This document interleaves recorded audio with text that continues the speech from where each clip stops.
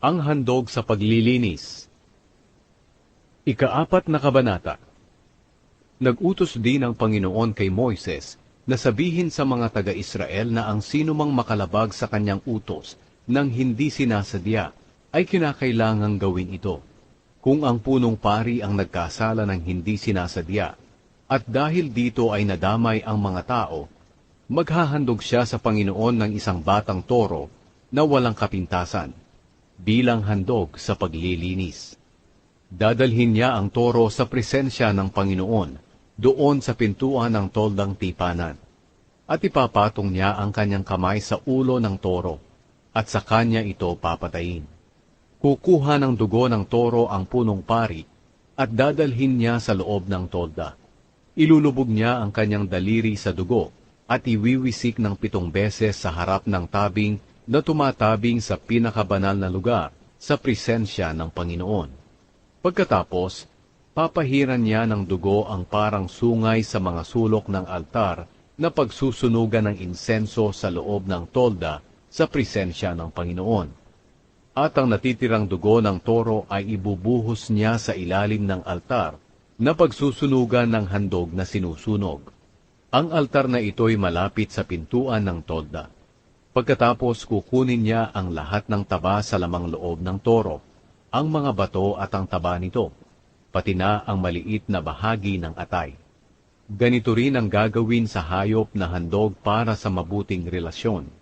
Pagkatapos, ang mga ito'y susunugin ng pari sa altar na pinagsusunugan ng handog na sinusunog. Pero ang natitirang bahagi ng hayop, katulad ng balat, laman, ulo, mga paa, at nasa loob ng tiyan, pati na ang lamang loob, ay dadalhin sa labas ng kampo at susunugin sa lumalagablab na siga ng mga kahoy, doon sa itinuturing na malinis na lugar na pinagtatapunan ng abo.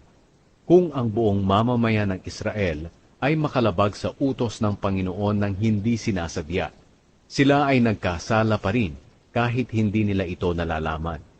Kapag alam na nila na sila'y nagkasala nga, ang lahat ng mamamayan ay maghahandog ng batang toro bilang handog sa paglilinis. Dadalhin nila ang toro sa toldang tipanan. Pagkatapos ipapatong ng mga tagapamahala ng Israel ang kanilang kamay sa ulo ng toro at saka papatayin sa presensya ng Panginoon. Kukuha ng dugo ng toro ang punong pari at dadalhin niya sa loob ng tolda. At ilulubog niya ang kanyang daliri sa dugo at iwiwisik ng 7 beses sa tabing na tumatabing sa pinakabanal na lugar, sa presensya ng Panginoon. Pagkatapos papahiran niya ng dugo ang parang sungay sa mga sulok ng altar na nasa loob ng tolda sa presensya ng Panginoon. At ang natitirang dugo ay ibubuhos niya sa ilalim ng altar na pinagsusunugan ng handog na sinusunog. Ang altar na ito'y malapit sa pintuan ng tolda. At ang gagawin niya sa toro na ito'y katulad din ng ginawa niya sa torong handog sa paglilinis. Kukunin niya ang lahat ng taba ng toro at susunugin sa altar, at susunugin ang toro sa labas ng kampo. Sa pamamagitan ng gagawing ito ng punong pari, ang mga taga-Israel ay matutubos sa kanilang mga kasalanan, at patatawarin ng Panginoon ang mga kasalanan nila. Ito ang handog sa paglilinis, para sa buong sambayanan ng Israel. Kung ang isang pinuno ay nakalabag sa utos ng Panginoon na kaniyang Diyos nang hindi sinasadya, nagkasala pa rin siya. At kapag nalaman niya na siya pala ay nagkasala, maghahandog siya ng isang lalaking kambing na walang kapintasan. Ito ay handog para sa paglilinis ng kanyang kasalanan. Ipapatong niya ang kanyang kamay sa ulo ng kambing, at papatayin ito sa presensya ng Panginoon, sa dakong pinagpapatayan ng mga hayop na inihahandog bilang handog na sinusunog. Ilulubog ng pari ang kanyang daliri sa dugo ng kambing, at ipapahid sa parang sungay sa mga sulok ng altar na pinagsusunugan ng mga handog na sinusunog. At ang natitirang dugo ay ibubuhos niya sa ilalim ng altar. Susunugin niya ang lahat ng taba sa altar, katulad ng kanyang ginawa sa mga taba ng hayop, na handog para sa mabuting relasyon.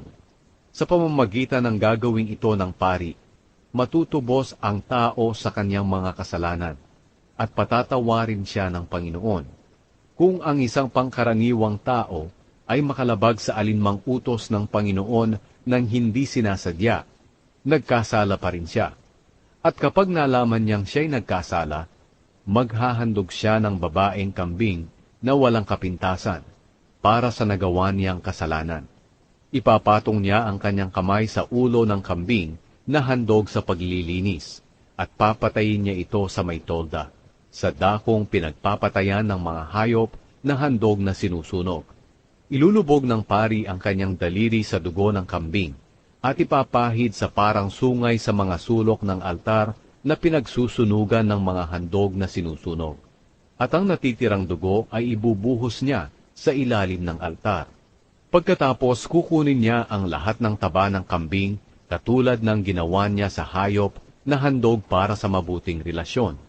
At susunugin niya sa altar ang taba at magiging mabangong samyo na handog at makalulugod sa Panginoon. Sa pamamagitan ng gagawing ito ng pari, ang tao'y matutubos at patatawarin siya ng Panginoon. Kung tupa naman ang ihahandog ng tao para maging malinis siya sa kanyang kasalanan, kinakailangang ito'y babaeng tupa na walang kapintasan. Ipapatong niya ang kanyang kamay sa ulo ng tupa at papatayin sa tolda sa patayan ng mga hayop na handog na sinusunog. Ilulubog ng pari ang kanyang daliri sa dugo ng tupa at ipapahid sa parang sungay sa mga sulok ng altar na pinagsusunugan ng handog na sinusunog. Ang natitirang dugo ay ibubuhos niya sa ilalim ng altar. Pagkatapos, kukunin niya ang lahat ng taba ng tupa, katulad ng ginawa niya sa tupang handog para sa mabuting relasyon, at susunugin niya ang taba sa altar, pati na ang iba pang mga handog sa pamamagitan ng apoy para sa Panginoon. Sa pamamagitan ng gagawing ito ng pari, matutubos ang tao sa kanyang mga kasalanan at patatawarin siya ng Panginoon.